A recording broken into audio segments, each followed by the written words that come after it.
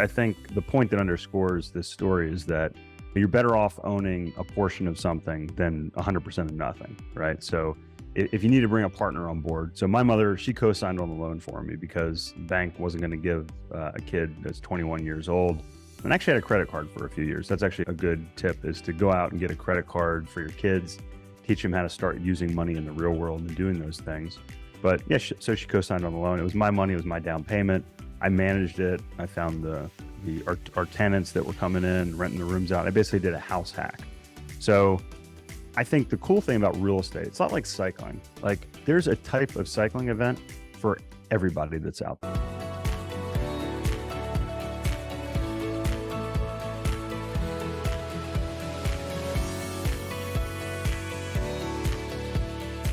Hello, everyone, and welcome to the Journey to Multifamily Millions. I'm your host, founder and CEO of Zana Investments, Tim Little. And today on the show, we have with us Chris Larsen. Chris is the founder and principal of Next Level Income. He has been investing in and managing real estate for over 20 years. While still a college student, he bought his first rental property at age 21. From there, Chris expanded into development, private lending, buying distressed debt, as well as commercial offices, and ultimately syndicating commercial properties. He began syndicating deals in 2016 and has been actively involved in over 1.5 billion of real estate acquisitions. Chris is passionate about helping investors become financially independent. Welcome to the show, Chris. Tim, great to see you today. Yeah, and it is great to have you. So I gave everyone a very high-level overview of your background. But on this show, we really like to get into the details of how you got started on your journey. So please take us back to the beginning and tell us how you got to where you are today. Yeah, so you mentioned I bought my first property at 21, and it's been over 20 years. And actually, the thing is, next year it'll be 25 years. So I'm gonna have to update my intro there, or maybe not. Maybe we'll just leave it for over 20 years because that'll make me sound a little younger. Yeah, so it's interesting, right? We can't rewind the clock. So if anybody's listening, you're like 21, geez, I might as well not even start. I'm in my 40s or 50s now. That's the worst thing that you can think, because real estate's really a get rich slow game. And I bought that first property in college. I was 21 years old. I was actually day trading in the stock market, and I went to school at Virginia Tech, and I was studying biomechanical engineering. But I really didn't want to be an engineer. I wanted to race bikes. So I was racing at a high level, road bikes. And in between my freshman and sophomore year, my best friend, who was also, he was going to be my roommate, he was a year behind me. So he was moving in with me. He was my training partner. He had a massive brain hemorrhage and he passed away. And I went back to school. I raced another year, poured my heart and soul into it.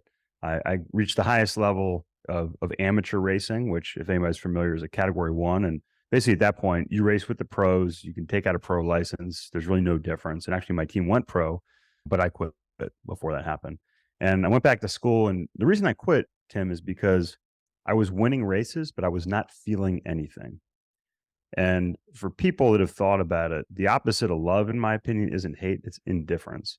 And when you go from loving something, like I did, I love the sport of cycling, to being indifferent, I knew it was time to move on. And as I contemplated why that was, it was because I knew I was meant to do more than just ride my bike around in a circle. And the other thing was, I thought, what happens if I die tomorrow? What happens if I die next year? Am I going to be happy with the way I've lived my life?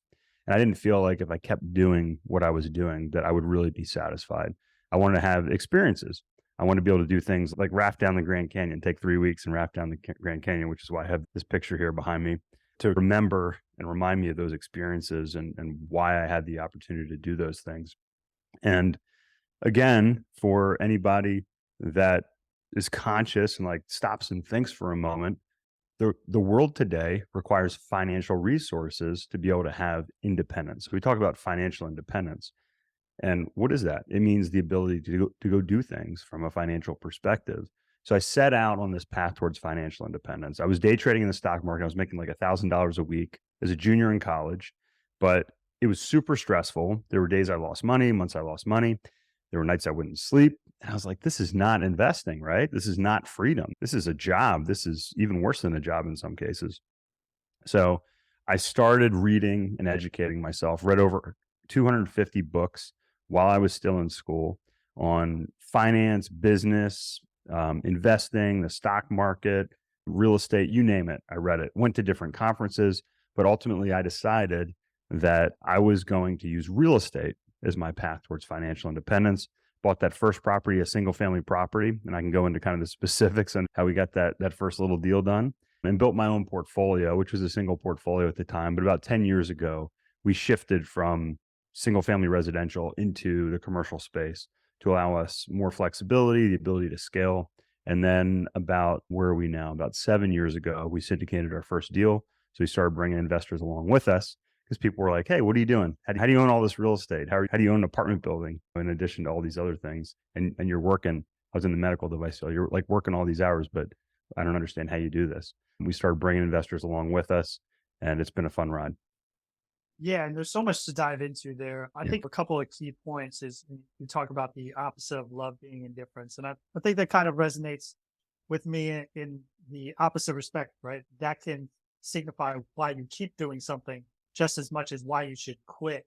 And it's funny because I've gotten out of the military a few times off of active duty and this and that, but I've stayed in some respect, whether it was the reserves, the National Guard. So I've had continued service that whole time. And my wife keeps asking me, like, when are you just going to get out? You already hit long enough to retire and collect Yeah. a check when I'm 65. But that's a while off, first of all. But Yeah. two, I always tell her every time she asks when it stops being fun. When I lose that passion for it, when I Yeah. stop wanting to be there.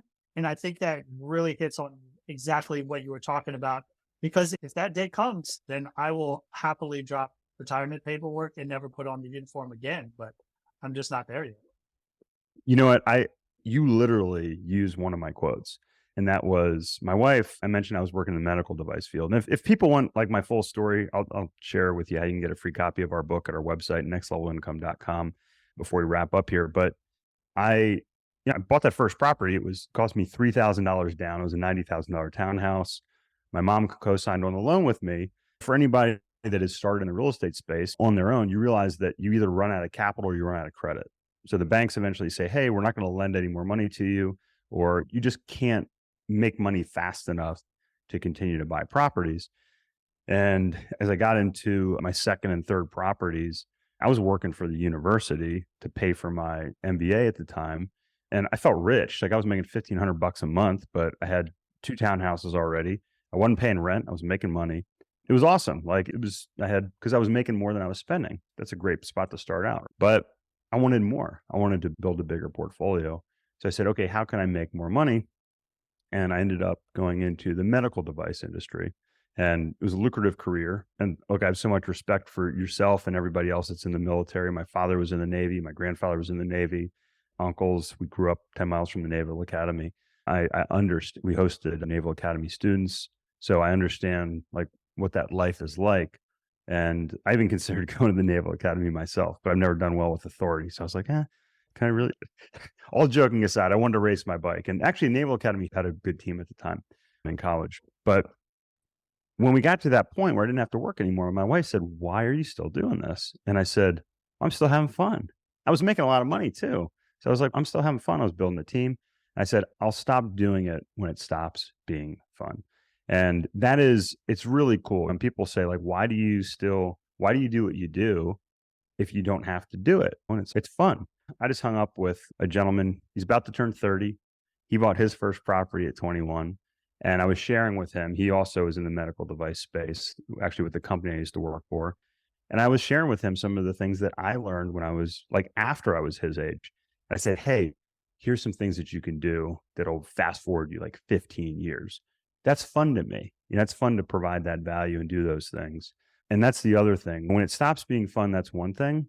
But then there's a big piece of ego. And I think, look, if you're listening and you're a man in America, like we're not supposed to talk about the differences in genders. We're not supposed to talk about, these things today, which is silly because the fact of the matter is culturally, if you're a man in America, we define ourselves good or bad by what we do. And if you spent 18 years in an industry or a couple decades in the military, as you did, Tim, that's who we are, right? We tell people, what do you do? Oh, I do this, I do that. It's really hard to walk away from that, especially if you're good at what you do. So if you're at that point where you're financially independent and you don't have to do it anymore, it's not being fun anymore, it's still going to be a struggle from my experience to walk away and remove your ego from that. And to me, that was the biggest thing, was trying to say, hey, how am I going to be relevant in the future? How am I going to do something, not that's just fun, but how am I going to do something that is meaningful and impactful? Yeah, and just how boring is it if you literally just stop doing everything? If you even if you can Yeah. retire at 30 or 40, like why Yeah. would you want to? I think it's the whole point of having the flexibility, like we talk about, that creates the peace of Yeah. mind that we're all really looking for, not the opportunity to sit and watch TV or read a book all day. That I don't think that provides value to anyone's life. Yeah. If anything, it detracts. Let's get into the details of how Yeah. you were able to get that first property. You spoke to it a little bit. You Yeah. got help from your parents, and there is absolutely nothing wrong with that, because I think the key point, and then I'll let you talk, it's just that the earlier you start, the better and bigger things will be Yeah. as you move forward. And that doesn't mean if you're 40 or 50, don't start. It's just always sooner is always better. And I just wasn't smart enough at 21 to be thinking about these things and to be getting started investing. Unfortunately, I think I was making like $7 an hour working at Cracker Barrel at that point, working my way through college. But please tell me how you were able to take down that first property. Yeah. So, look, I think the point that underscores this story is that you're better off owning a portion of something than 100% of nothing, right? So, if you need to bring a partner on board, so my mother, she co-signed on the loan for me because the bank wasn't going to give a kid that's 21 years old, and actually had a credit card for a few years. That's actually a good tip, is to go out and get a credit card for your kids, teach them how to start using money in the real world and doing those things. But yeah, so she co-signed on the loan. It was my money, it was my down payment. I managed it. I found our tenants that were coming in, renting the rooms out. I basically did a house hack. So I think the cool thing about real estate, it's not like cycling. Like, there's a type of cycling event for everybody that's out there. Like, every type of, you have to be in shape. But let's say you're built like a football player, like Marty Nostein, who was an Olympic medalist, one of the first on the track for Americans, and he was from Pennsylvania. He was recruited from a football team, and he was a sprinter. The guy's thighs were so big he had to have custom made pants made for him. Okay, custom made jeans. Or you can take somebody that's like me, that was 6 feet, 145, 150 pounds, and I'm going to do more like endurance based events, right? You have mountain bikers, you have all kinds of different stuff. Real estate's the same way. Whether you are a smaller investor and you're trying to get started with $3,000 or $30,000, or whether you're a larger investor that wants to invest 300,000, 3 million, $300 million, there are opportunities out there to do it. So yeah, I saw the property for sale. I looked at what I was renting. I'm like, this guy's parents own this and rent it out. Why can't I do this? And I just said, how can I do this? And tried to figure out that way. So what I would say is, if you're hesitant or trying to get started or trying to scale, go look and find somebody that's doing what you're doing and making it work. Don't listen to people and say, oh, you can't do that. Say, okay, who is doing it and why are they doing it this way? And then figure out how to do it the same way. And then you could even see if they want to partner with you.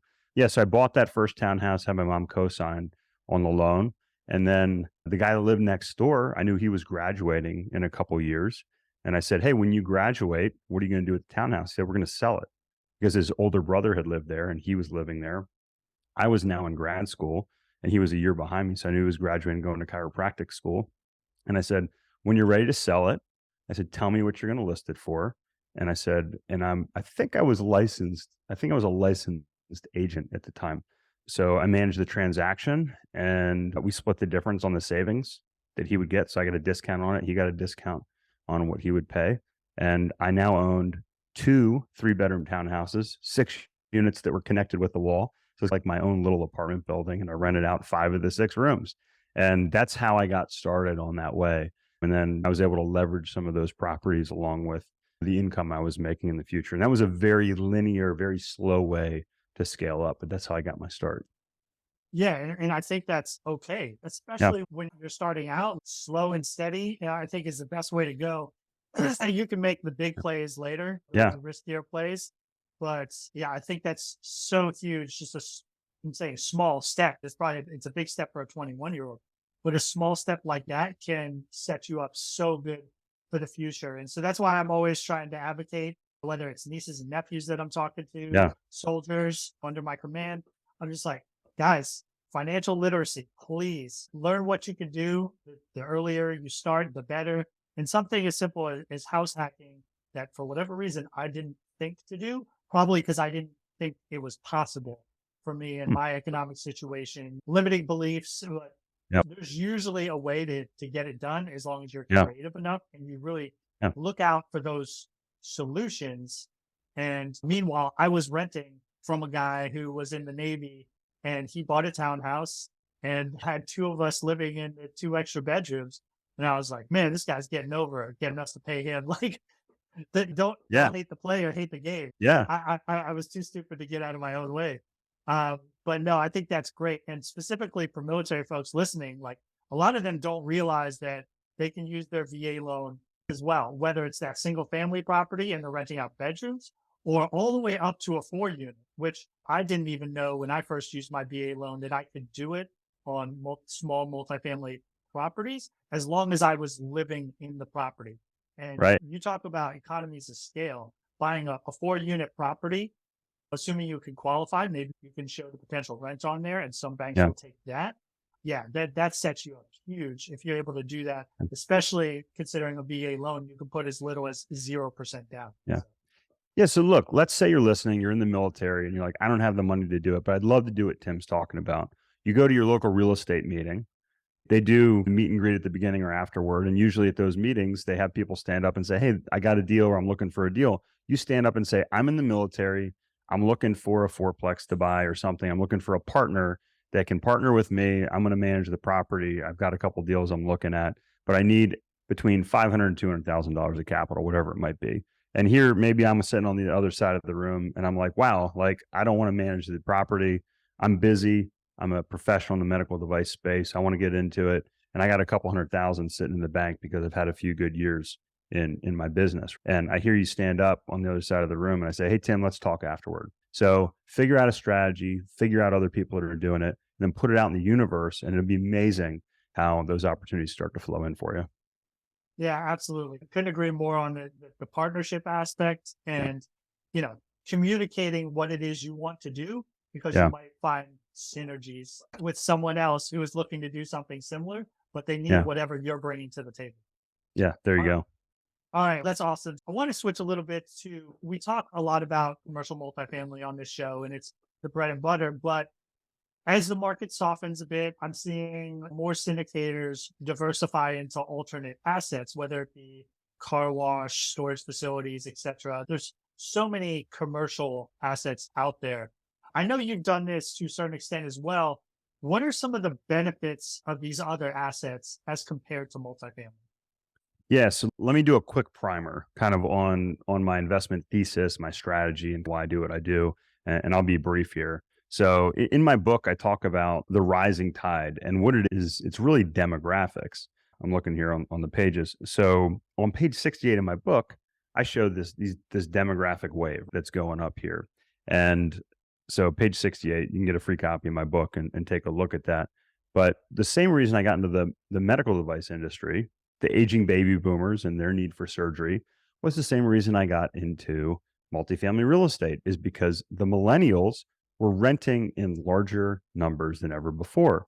And we had an undersupply coming out of the Great Recession. So we're still going to see that. We still have net positive immigration, especially if you invest in the right areas of the country.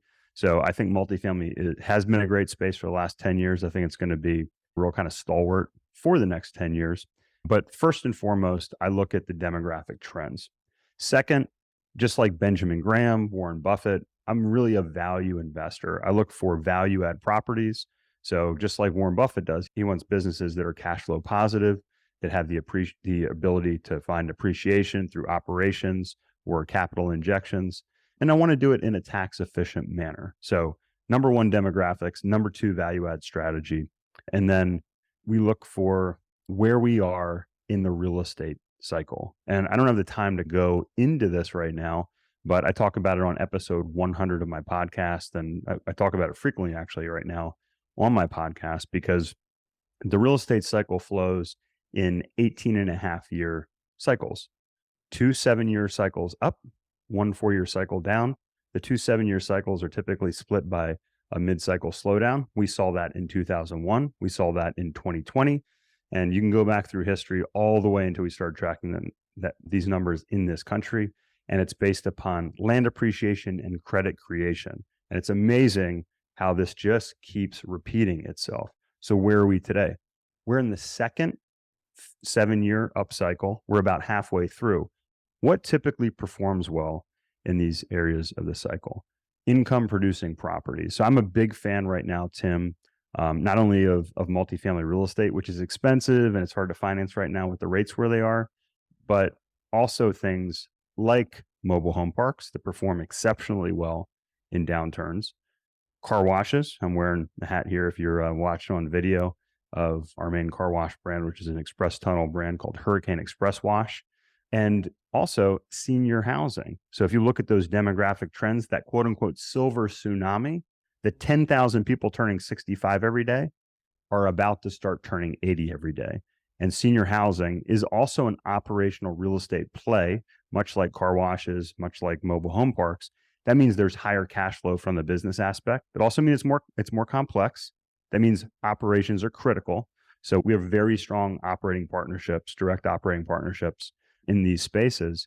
But the senior housing space, the average age that somebody moves in is 83, and they typically live there for 3 years. They actually don't move out. They move on, is the way that space is. I think if you can find demographic trends and follow those in real estate, and then you look for businesses today with high cash flow, I think cash flow is really going to be king as we move into more economic uncertainty. And also that higher cash flow will also support higher interest rate payments as well.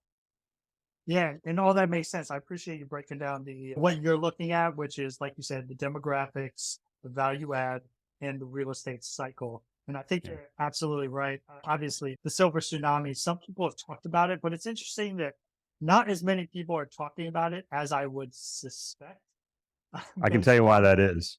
Based on the demographics. And I've looked at some of those assets, right? There's even a couple of different assets within senior housing, right? You have your just 55 and up communities. And I would think some of those might be pretty lucrative when you're talking about mobile home parks that are 55 and up, because I think studies show that they're more likely to take care of it. They have this sense of ownership, etc.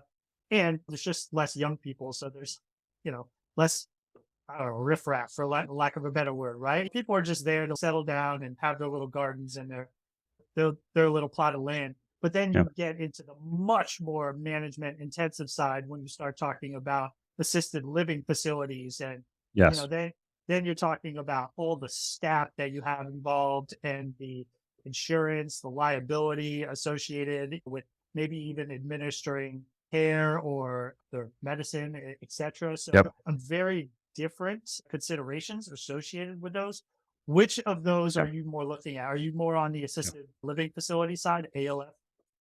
Yeah, so we actually have a partner that is one of the largest groups in the country that runs and operates assisted living facilities. They're one of the top 10 operators in the country. So they own dozens and dozens of properties. One of the things that we're looking to do is expanding those properties to add the 55 plus, we call it independent living, or IL. So you have the independent living. So if you think of it as a continuum of care, you have independent living, you have assisted living, and then you have typically memory care, which is a subsegment of that assisted living, and potentially even skilled nursing facilities, which we don't operate in. But so you have to have a competent operating partner that can operate at scale with that. But the reason a lot of people aren't looking into it, Tim, is because actually we've had sliding demographic demand in the senior housing space for the last couple of decades. So we actually had lowering demand because of the demographics. And right at the bottom, right at the trough of the demand, COVID punched this industry smack in the mouth. Okay. So for 2 years, a lot of these facilities were shut down. Now, not shut down, they couldn't operate, but shut down from allowing people to move in. If you have a 20% attrition rate, where 20% of your residents pass away every year, and you're operating efficiently like a good multifamily property at 90 or 95%, now you're at 55% occupancy, maybe even lower. you're going to have a very hard time being profitable with that. So there wasn't the demand to build. The groups that are in there now have had a really hard time the past few years, and they're just now getting to stability as demand is starting to ramp up again. So I think this is a real sleeper that's going to be a true outperformer here over the next decade in the right spaces. And again, if you follow the demographic trends, if you have a great operating partner, if you're in spaces with great high operating cash flow, you can do very well. We're looking at properties and being able to buy those at 10, 11% cap rates right now. Yeah, and I guess my next question on that specifically, is it focused regionally where a lot of these folks are going to settle down? I live in Florida, for Yes. example, and everybody knows Yeah. people come here to die. It's just because it's a beautiful place, right? The temperature's nice. They don't have to worry about cold weather on their bones and stuff. So I know that's huge down here, but is this Yeah. one of the markets that you're looking at, or where do you think it's going to be Yeah. focused? Yeah, so we're big fans of the Southeast, and that's where the majority of the properties that we're expanding and we're acquiring are. And like in North Carolina, for instance, you have to have what's called a certificate of need. So there's a high barrier to entry. You just can't go and build an assisted living facility. You have to have a certificate of need. So again, it's a great barrier to entry. It helps with respect to the demand curve that we're seeing with that. So yeah, the Southeast is our main operating area in this space. Yeah, that makes sense. And what are some of you talked about barriers to entry. What are some Yeah. of the barriers to entry when it comes to one, there's the ability to manage that intensively with that Yep. amount of more staffing, as well as talk to me about like insurance and liability. Is Yep. that a major issue when it comes to this? I would think it'd be a greater concern or burden than say multifamily. It depends, right? Because multifamily, like you're in Florida, you know how challenging insurance is in Well, Florida right now. yeah. So I wouldn't say it's a bigger concern. It's a concern, and it's a specific type of insurance. You have to be well insured when it comes to these spaces, certainly. But yeah, operations, and I would call that piece of the insurance a piece of the operations. Again, if you want to go and operate one of these, you're going to have a real challenge standing up an operating company in this space, very much like we saw in the car wash space. We had to stand up our own operating company in that space. So I think you either partner with an accomplished operator that has a great track record, they already have the scale, so they can come in. Look, it's a lot different when you have an assisted living facility and you have to serve 30,000 meals a day versus an apartment complex where maybe you have some vending machines, right? So how do you do that? If you already have the facilities, the partnerships to produce those quality meals 3 times or more a day, you're going to have a much greater advantage in that space, for instance. And we've talked about some of the challenges associated, but I think it's important to note some of the benefits too, which is Yeah. people will pay a lot of money to have their loved ones cared for, fed, etc. Like Yeah. much more than they would for if you were putting them in an apartment. Yeah. So look, it's a space where I tell my boys are 11 and 13. And I say, look, if you want to make money, it's like the old Zig Ziglar saying, trying to help as many people as possible. So look, my mother passed away several years ago. So I was the de facto child when we put my grandparents in assisted living facility. And I grew up watching my great grandparents in assisted living facilities. And my grandmother used to volunteer and sponsor a disabled man. So we'd go visit him in an assisted living facility. And I just grew up going in and out of these facilities. So it was normal to me. But there is a huge need. This is a very vulnerable population that needs high quality care. And if you can come in and you can do it in a loving, caring way and provide high quality service, it can be profitable, certainly. All right. So you talked a little bit about where you think we're at in the markets.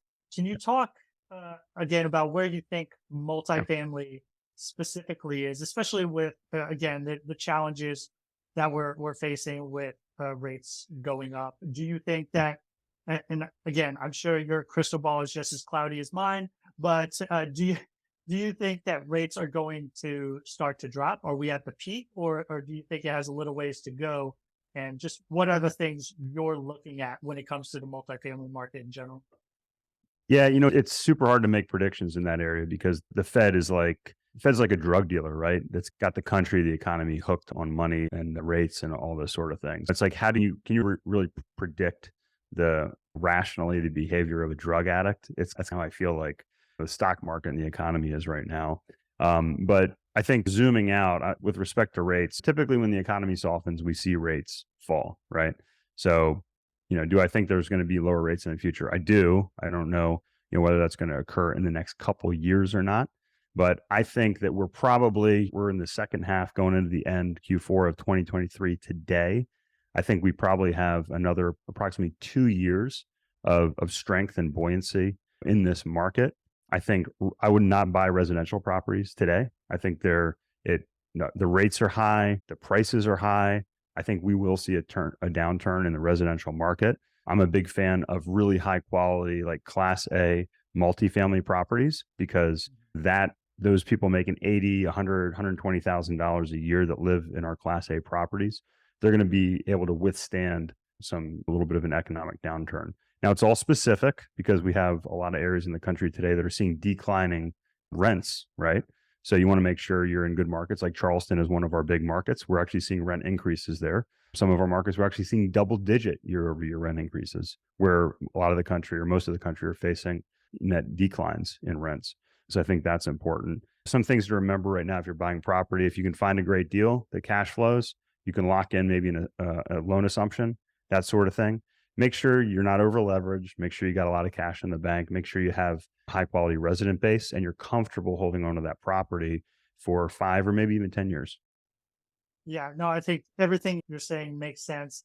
And there's a couple points in there that I think people forget, which is, as cliched as it sounds, all real estate is local. We hear these things on the news or in papers being put out by very smart people saying this about the real estate market or about commercial real estate, which in and of itself is a million different assets. But even when they start talking about commercial multifamily, it's really hard to talk in general terms about a market as big as the United States. And so some of this, you have to get down to the specific markets in order to make an argument that it's either going well or not going well. Like I'm like you, we have properties in different areas from Dallas to Atlanta, and those are two very different markets.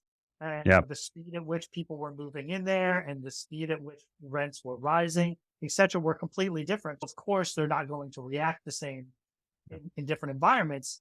And that's where you have to get back to, again, the fundamentals that you were talking about in the beginning. Demographics, what is the population growth, job growth, et cetera, because all those can be different from state to state and city to city. Because as a primary or secondary market could be completely different from a tertiary market, right? That tertiary market may not fluctuate at all, but you still may not be making that much, right? Like they don't seem to get hit as hard in downturns because they're so insulated, but at the same time, you're not going to benefit as much either. So people really need to take that into account, that they need to look at the markets, not just listen to the story on a national level, because that won't really tell them. 100%. All right. Hey, we do need to transition into the turbo round. And this is where I'm going to ask you 3 questions that I ask every guest that I have on the show. And I just ask for a quick, honest answer. All right. The first one is, what is one red flag every investor should look out for? Yeah. So I think whether you're investing with somebody or you're partnering with somebody or you're going into business with somebody, or even you're looking for a romantic partner, scarcity mindset. If somebody has a scarcity mindset that's, hey, there's not enough to go around, run away from that. If you find people that are giving, that believe in abundance, and this isn't some woo thing, this is, hey, I'm going to share my knowledge with you. I'm going to share opportunities with you. And then that's going to lead to more opportunities and more abundance for everybody. That's what I think you should look for. Run from scarcity to abundance. Yeah, and you're absolutely right. I used to think it was until I shifted my own mindset. It's not just talking to yourself in the mirror and telling you what a great person you are. It's about positivity and finding solutions and all that stuff. So absolutely.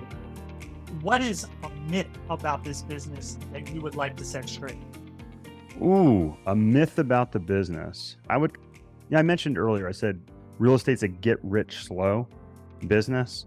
And people are like, hey, you can come in and be a multimillionaire in a short period of time. It's certainly possible. But I think if you set a reasonable timeline and have, as I mentioned, my investment thesis, you want something that's going to work over, say, 10 years or even 20 years versus like short and quick. Because if you have a game plan that's going to work and say, hey, I can be financially independent in 10 years. If it happens in 5, great. If it happens in 7, great. If it happens in 15 years, is that the end of the world? No. But you want a consistent plan. And as I mentioned that, there's one other thing that kind of falls into that. I think that this is more broader, but we talk about how when you're young, you should take risk early. I think that's, excuse my language, I think it's bullshit. I think you need a plan that's predictable when you're early. Because Tim, if I can say when you were 21, if I could pull you aside as 21-year-old Tim and say, Tim, I got a plan for you to be financially independent by the time you were 30. Now, it's not sexy. It's not even that exciting, but it involves real estate, but it's predictable. Now you're 30, you're financially independent. How much risk can you take? As much as you want, right? If you spend 5, 10, 20 years swinging away, trying to hit home runs and striking out, if you're 35 or 40 years old, you got a family, you got student debt, then now you can't take risk because you have to make it happen. Make a predictable plan early, get it to work, schedule that risk into your life later on. And then to me, that's how you can really create massive wealth. No, I think that's a great myth that I don't think it's been busted on here, that you should take all that risk when you're young. And because you're right, it's about phases in our life. Like when I was young, I didn't have any money to risk. I couldn't jump in big on anything. It wasn't until I had that good income and I was stabilized financially that I was able to take those risks. Yeah. Awesome. All right. The final question. What does success look like to you? That could be personally, financially, business, whatever. Yeah, success is freedom. And I don't mean that just from like financial freedom, right? Like I can write a check for it, it's not a problem. That's financial freedom, right? If you can write a check for it, not a problem. Who, not how? Dan Sullivan back there over your shoulder with his partner, Ben. Dan Sullivan says, if you can write a check for it, it's not a problem. But also, are you free to operate on your principles? Novak Djokovic just won the US Open. Now, I might be getting a little political here, but he didn't get vaccinated. And for 2 years, he sat out of coming to the US Open. I'll never forget his first US Open when I watched him live. It was amazing. The guy's an amazing player. He stood on his principles. Can you do that? And you might not be able to do that even if you have money. So a guy like that, it brought me to tears. I was very impressed by his principles, whether you agree with it or not. And to me, that's true freedom. Awesome. All right. Hey, Chris, I think this has been a really interesting conversation. We covered a lot of ground, and I think you dropped a lot of value on this call. Hey, please tell our listeners how they can get a hold of you and if there's anything else that you'd like to share with them. Yeah, Tim, thank you so much for the opportunity. Love what you do. Love what you've done as well with your service to your country and what you're doing for your fellow countrymen as well. If you want a free copy of our book, go to nextlevelincome.com. You can click on the book link. If you put your address in, my team will even send you a copy here in the next day. If you want to learn a little bit more about the investments that we have, Tim, I know you do a ton on the multifamily side, but if you want to learn about car washes, if you want to learn about mobile home parks or upcoming senior housing offerings, you can click on the invest link and schedule a call with our team. We'd be happy to share more with what we do in that space as well. Great. We'll definitely have all that information in the show notes for our listeners. Again, appreciate you coming on and look forward to continuing to see you do big things on your journey to multifamily millions.